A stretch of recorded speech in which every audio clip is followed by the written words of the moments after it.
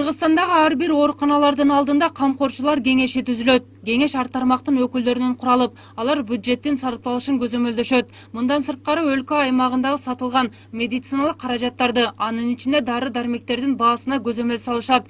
Кеңеш алгач ишин Бишкек шаарындагы 4 үй бүлөлүк дарыгерлер борборлорунда ачылып, андан соң гана өлкө аймагындагы ооруканаларда түзүлөт. Бул аркылуу саламаттыкты сактоо министрлиги жемкорлуктан кутулууну көздөшүп, жыйынтык чыгарына ишеним артып жатышат. Закупкалар боюнча көп скандалдар болуп атат.